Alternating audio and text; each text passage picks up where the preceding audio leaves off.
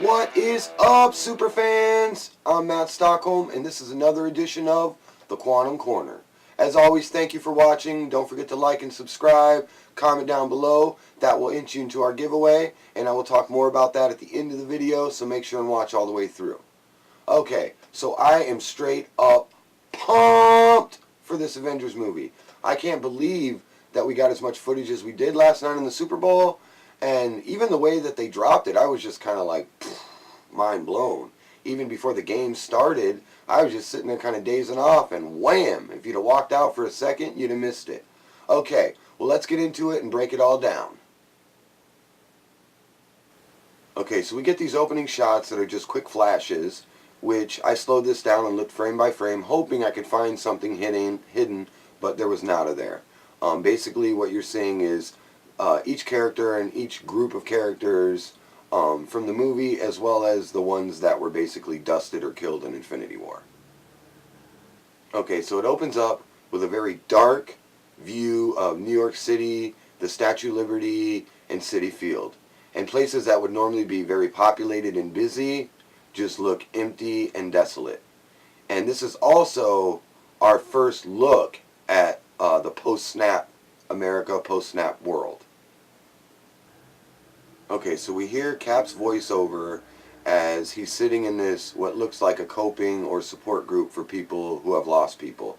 Very similar to like the veterans groups, or to like, if you go back to the Winter Soldier, Sam Wilson was running that group for vets that Steve Rogers checked out. So it looks really similar to something like that. And what we can see is that Cap may be having the hardest time dealing with this over any of the Avengers. Okay, then it goes to Tony and Nebula. It looks like they're MacGyvering on the Benatar, trying to fix something. Maybe Nebula's using parts from her own body. It looks like her one arm has maybe been working with or taking parts from. But this really mirrors, if you go back to Iron Man 1 when he's working in the cave, I think this view in this scene really mirrors that. There's been a lot of talk and theories about who was going to rescue Tony, but I think this may show that Tony and Nebula rescue themselves. Okay, so next we see four of the Avengers coming out of Avengers headquarters out in the grass. It's nighttime, and you can see that they're looking up in the sky at something. Could this be the return of Tony and Nebula? Could it be the arrival of Captain Marvel? I guess only time will tell. Definitely let me know what you guys think in the comments about these things, and give me your opinion about it as well. I always appreciate that. Okay, so we see a quick shot of Rocket, which I think looks like he's in Wakanda. Then it goes over to Black Widow, which if you notice in this scene when she's firing in the firing range, her hair looks a lot longer than what it did in the previous scenes. So there definitely has to be some kind of a time jump at the beginning of the movie, maybe in the first act. Not exactly sure, but it definitely shows some time passing. If you look at the length of her hair, it definitely shows that. Okay, so next we see War Machine and Ant-Man, and they're helmeting up. It looks like there may be a threat arising, but I also think maybe this could be Captain Marvel showing up, and they don't know whether she's a friendly or not. Again, just my insight and opinion, but as always, let me know what you guys think about it as well. Okay, so now we get a shot of Ronan, which it looks like he's more back to being the Hawkeye that we all know and love. If you look closely, it looks like he's got the bow around his arm. There hasn't been a whole lot about this scene. It appears to be some kind of cave or underground. I don't know. I definitely think that the red bright light is foreshadowing something. There's one theory out there that he actually has been shrunken down like Ant-Man, and that's why it looks the way it does, and he's kind of like in the ground, kind of like you saw Ant-Man in the first Ant-Man movie.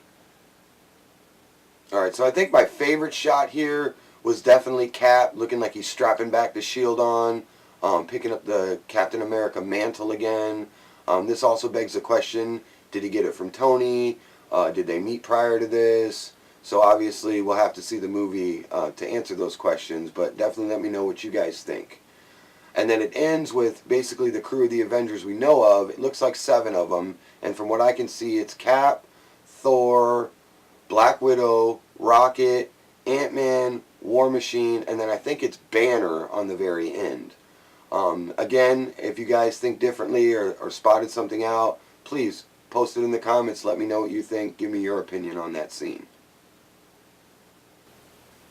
Okay, well that's the end of the trailer. So definitely let me know what you guys thought in the comments. Did you agree with what I said? Did you spot something different? I always appreciate the feedback. Now I want to get into a theory that I have. This is something I've been thinking about the last few days, and it just seems like it makes sense to me. So as always, these theories are just what ifs.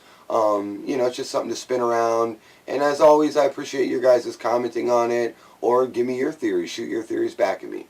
Okay, well let's go with it. So here it is.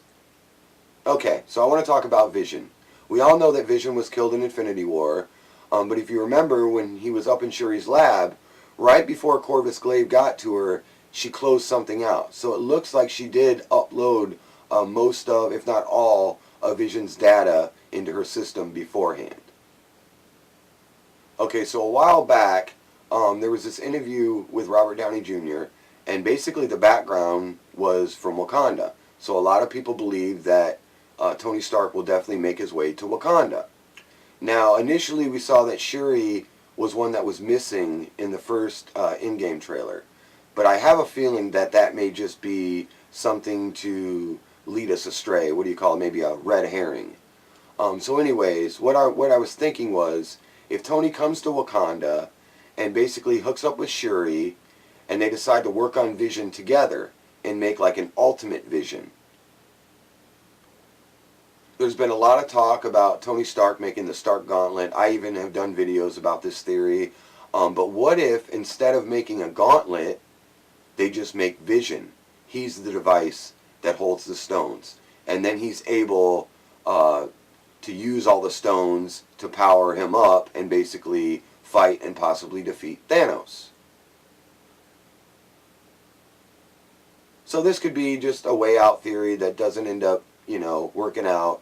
But it's just one of those things I got thinking about the other day. I was thinking about the cartoon, and it felt like it just kind of meshed together, that this was something that we wouldn't expect. Everybody's thinking the gauntlet, and what if it's not the gauntlet? What if it's Vision is the one that contains the stones? So I want to talk about another side theory that kind of goes with this. In the cartoon, when Tony Stark uses Arsenal to absorb the stones, he does defeat Thanos. But then, basically, Ultron overtakes Arsenal, and then they've got an even greater threat to deal with. And wouldn't that be something if this matched up to the greater threat in Avengers Endgame?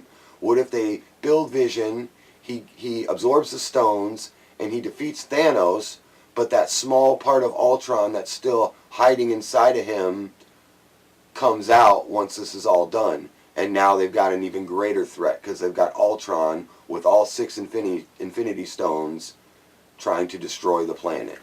Okay, well that's all for today. Thank you guys so much for watching. As always, don't forget to like, subscribe, and comment. That way enter into our giveaway, which we are getting very close. I think we're about 20 people away from the first prize, which is going to be a winner's choice poster. So keep watching, keep sharing. As always, thank you guys so much. For the Quantum Corner, I'm Matt Stockholm saying, stay super, everybody.